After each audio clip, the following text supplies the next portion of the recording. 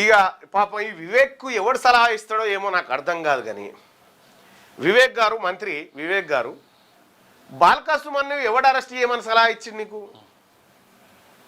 Balka చెన్నూరులో కథమవుతున్న BRS పార్టీకి మళ్ళీ ఊపిరి పోసినావు. ఇప్పుడు తెలంగాణ రాష్ట్రంలో ఎన్నికలు జరిగితే మొదట కాంగ్రెస్ పార్టీ ఓడిపోయే సీటు చెన్నూరే. ఈ రేవంత్ రెడ్డి అంటే ఆయనకు పిచ్చోడు అనుకుంటున్నావా? కేసీఆర్ను, కేటీఆర్ను, హరీష్ రావును వీళ్ళని బెదిరిస్తా ఉండు కానీ అరెస్ట్ చేస్తలేడు. ఎందుకు చేస్తాడా?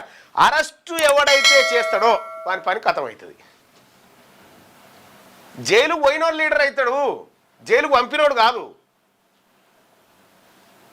నేను ఇట్లే సాధారణంగా వార్తలు చదువుకుంటూ నన్ను ఎమ్మెల్సీని చేసింది కేసీఆర్. అతను నా మీద దాడులు చేసి జైల్లోకి పంపడం వల్ల నేను లీడర్ అయినా. ఇలా పార్టీ పెట్టిన ఈ వర్గాల కోసం ఇప్పుడు జైలుకు తోలినావు బాల్కా సుమన్. ఏమైంది? చెన్నూరులో అయ్యో పాపం ఈయనెక్కడ మనిషిరా బాయ్. వాస్తవానికి క్యాతానపల్లి కాడ నీకు బలం ఉన్నదా? పోనీ వివేక్ గారు, క్యాతానపల్లి కాడ మీకు బలం ఉన్నదా? లేదు కదా.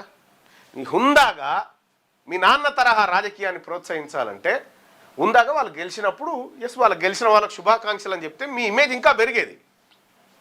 కానీ ఏదో చేద్దాం, ఏదో మసిబూసి మారడికాయ చేద్దామని అంటే అది ఆఖరికి మీరు చూసుకోండి డ్యామేజ్ అయ్యింది మీరే.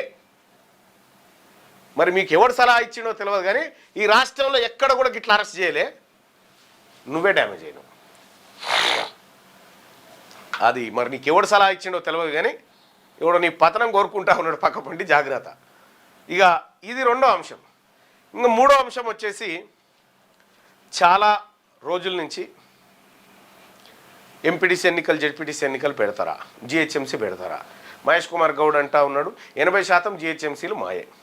ఆ 20% ఏంటియో అవి చెప్పండి, ఆడ పోటీలో పెట్టకురి. ఫస్ట్ 80% ఎన్నో ఆ 80% సీట్ల పేరు చెప్పండి. ఆ 27 ఉన్నాయో ఆ 20 పేర్లు చెప్తే గానే విపక్షాలు పోటీ చేసుకుంటారు.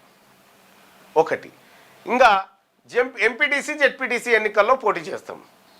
ఎంపీటీసీ, జెడ్పీటీసీ ఎన్నికల్లో పోటీ చేస్తాం, ఆడ కూడా విజయం సాధిస్తామని చెప్పి కాంగ్రెస్ పార్టీ జబ్బలు సరుచుకుంటా ఉంది. నేను అడుగుతా ఉన్నా, సరే కాంగ్రెస్ పార్టీ ఆడ గెలుస్తుందా, బీఆర్ఎస్ గెలుస్తుందా, ఇంకోటి గెలుస్తుందా, మేము గెలుస్తామా, ఎవరు గెలుస్తామో పక్కకు పెడితే 3 పార్టీలలో ఉన్నటువంటి బీసీలారా చూసిరా, బీఆర్ఎస్ పార్టీ కాంగ్రెస్కు మద్దతు ఇస్తుంది, కాంగ్రెస్ పార్టీకి బీజేపీ మద్దతు ఇస్తుంది, కాంగ్రెస్, బీజేపీ, బీఆర్ఎస్ ఒకటవుతుంది.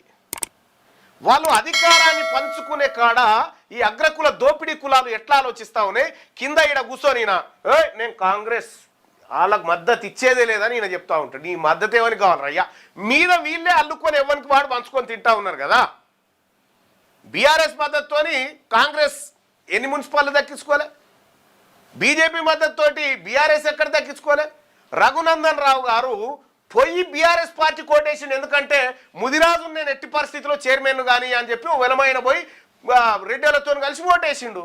నీకు ఎక్కడి పార్టీలు, ఎక్కడి కథలు ఏడున్నావు ఇంకా ఈ పార్టీలలో? ఈ పార్టీలు మనవి కాదు, గుర్తుపెట్టుకోండి. అందుకోసమే తెలంగాణ రాజ్యాధికార పార్టీ మాత్రమే ఈ బీసీల పక్షాన నిలబడేటువంటి పార్టీ.